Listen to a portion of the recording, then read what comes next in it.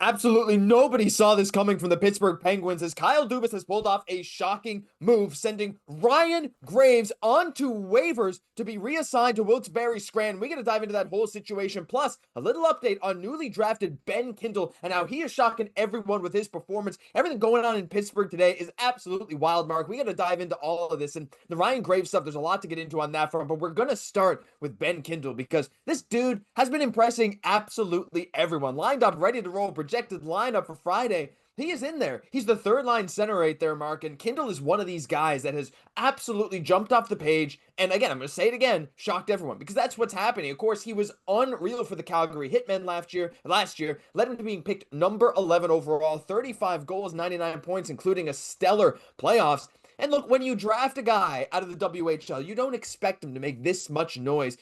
It's early in the preseason, Mark, but this dude is, like I say it a lot for a lot of different prospects. When you make yourself inevitable, there's not much choice the organization has. How have you been feeling about Ben Kindle? This guy has honestly blown me away so far with his play. Even being like a 5'10 guy, he even plays bigger. It's unreal to watch. And I mean, when he was drafted, a lot of people, media, anyone in between looked at this and said, hey, is this a bit of a reach here? But Kyle Dubas and that whole draft group has shown that Kindle is looking outstanding. We've seen him have a big season. His size was the biggest question. But with Kindle coming through, he's getting not only a lot of praise just coming from this management group, putting the faith into the young kid to what looks like cracking the opening night roster, but we're also getting some comparisons, looking at his trajectory. He's lined up to look like Matthew Barzal. Now listen, take this with a grain of salt. He might be even better or a little worse than Matthew Barzal, but Josh Kindle is really going out to prove to Dubas that, hey, I don't want to be sent back yet. I fit within this lineup, and I do think at the very bare minimum, 8 to 9 games for Kindle is what we're going to see. And listen, if he's playing outstanding, this is the lineup that you can easily squeeze into. And the future for this kid within the organization is honestly looking incredible for them right now.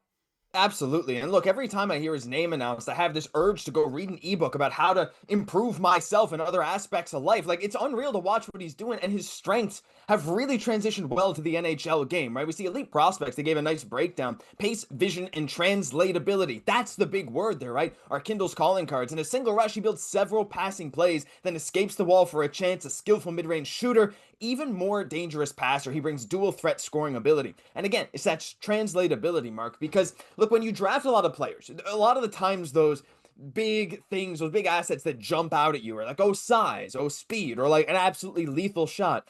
Kindle maybe like he had some obviously elite stuff. His playmaking is really good. He was a solid goal scorer, but that translatability, that ability to play with different types of line mates while remaining a high level contributor, it's almost like an X factor in a way, right? Like it's not something everyone has. And when you look at the projected roster, you see him there alongside Tommy Novak, Phil Tomasino. It's like you can see this working. And that's the thing with Kindle. No matter who's next to him, you feel like he can elevate or at least mesh with them. And so translatability is really not as common as I think we'd like to think it is for a lot of prospects, right? How many times have we heard in an NHL roster, oh, we should play this guy with this other guy because they complement each other's weaknesses? With a guy like Kindle, well, no, not everything is his strength.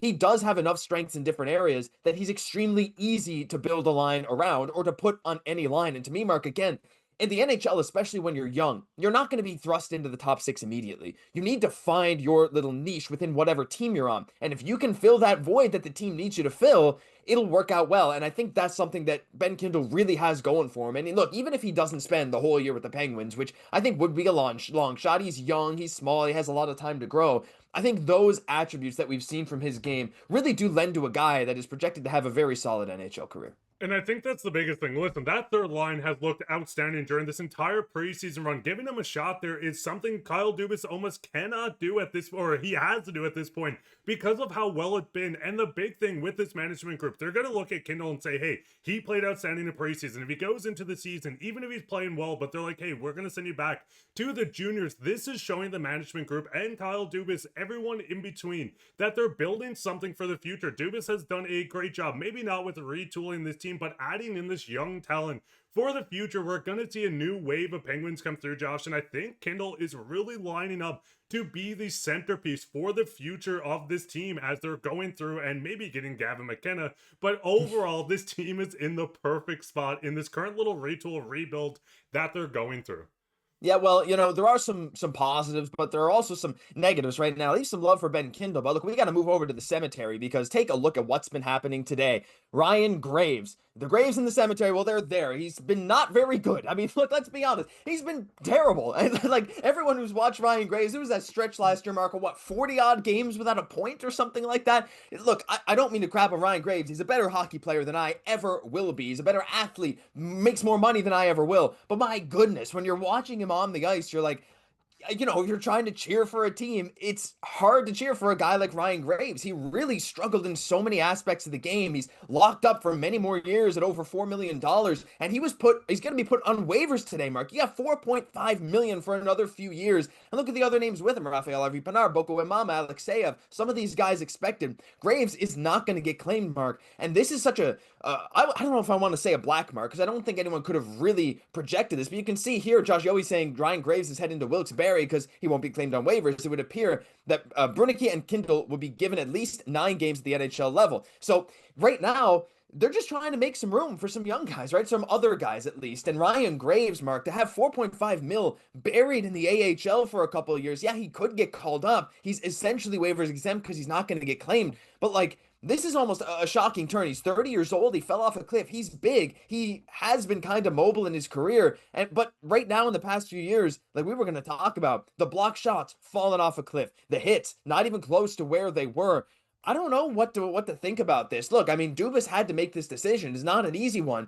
But, again, with Crosby coming to the end of his career, Malkin coming to the end of his career, having 4.5 million locked up in probably the AHL is just not a good recipe for team building, which is a complete contrast to what we were talking about earlier. And I think the thing is, no one's going to touch this contract. It's a big contract. He hasn't been producing, but I'm a little shocked that Kyle Dubas didn't say, hey, listen, this is a bit of a younger team. Let's get Graves in for a couple of games. If he looks good, maybe we tried to dangle him around with, listen, no one's going to take it, but the saving grace on this contract, you do not want to have someone getting paid this much buried in the AHL, but with the cap going up, this contract's going to start to look a little better as they get farther in. But at the end of the day, a buyout would be abysmal. You're looking at all this money that would be stretched out for double the term.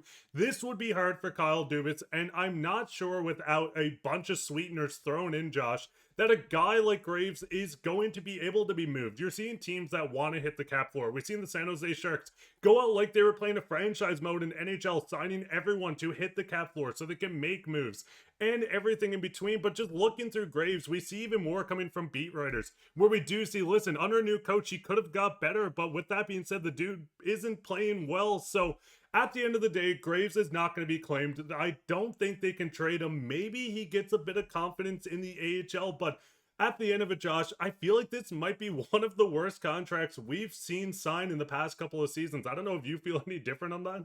Oh, I mean, no, I feel the same way. And again, like, I mean, if you look at it, you go back and look at the stats again. Like, let's look at again the history, right? In Colorado, like the dude had a 40 plus minus 26-point season back in 1920. Yes, he was on some good Colorado teams. He was decent in New Jersey, but recently he just has not produced. He just is not the same player. You can see like almost having his block shots over the past year is like absolutely wild too. Again, like his minutes have gone down from over 18 minutes a night down to 15 last year, and now this year apparently 0. But like again, Mark, I know there's been a lot of talk in Pittsburgh about how teams have been calling about Evgeny Malkin, teams have been calling about Sidney Crosby, and while I don't think a trade is likely, things like this, like Kyle Dubas has been very adamant, like he still wants to kind of make moves to make this team decent, right? I mean, we would have seen more trades. This team has cap space. They still have some players that they said they were going to trade that they haven't traded yet.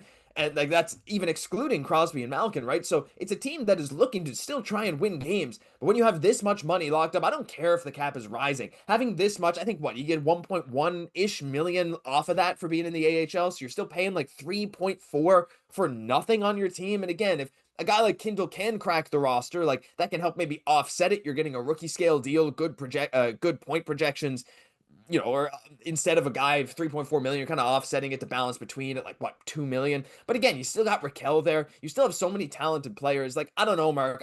Do you think this maybe affects Dubas's longer term plan this season? I still think, Crosby and Malkin, I think despite all the trade rumors, it's still very likely they both finish in Pittsburgh. But like for this to be kind of the way that the send off is going, I don't know. I can't help but feel bad for Penguins fans and even some of the players that are really trying to win before their careers are up. Yeah, I think that's the biggest thing. Listen, you have the cap space, you have a young core that wants to make a push, get into the NHL, want to prove that they belong here. But just looking at the projected lineups that we've seen go into their Friday night game, there's a lot of question marks around, and not having that extra $4.5 million to go out and sign a player, not having that extra room to go out and just get a name in a trade. I think this is going to hinder the chances of them even making the playoffs. And listen, I want to say that this Penguins team could probably sneak in on a wild card. It's going to be very hard, but if all things go right, they can do it. But Josh, at the end of the day, I think Kyle Dubas is looking at what he has. He knows that this team might be kind of pushing for a wild card spot, but at the end of it, I don't think they're going to contend for a title. So getting these moves done now, maybe Graves goes down, maybe someone claims him. Listen, no one's going to claim him. No. But the big thing is, at the end of the day, Dubas is doing something that a lot of fans don't like. They're kind of burning the window with Crosby and Malkin on the team. But when you look at the future of this team, I think they're slowly getting into a good spot, which is probably not the best thing for Penguins fans with the players on the team. But I do kind of like these players he's picked up, minus these Graves contracts and stuff like that. Yeah, like there's been some good moves for sure, and you can see the long-term vision. But the thing is, again, you throw a wrench into that long-term vision when you look at the aging veterans that are in that short-term window. So at some point, that scale is going to tilt in favor of a rebuild, right? Younger guys coming in and taking over that mantle and trying to move for the future, because you have big contracts, players getting a lot of minutes that's hurting right now. But listen, we'd love to hear your thoughts down below. What do you think about the Graves situation and the Kindle situation? We'd love to hear from you, because that'll do it for this episode of Hat Trick HQ. If you enjoyed, leave a like, comment, subscribe to the channel, because we have a lot more videos just like this coming out all season long. I'm Josh Gosse, my co-host Mark Pye. We'll catch you in the next one.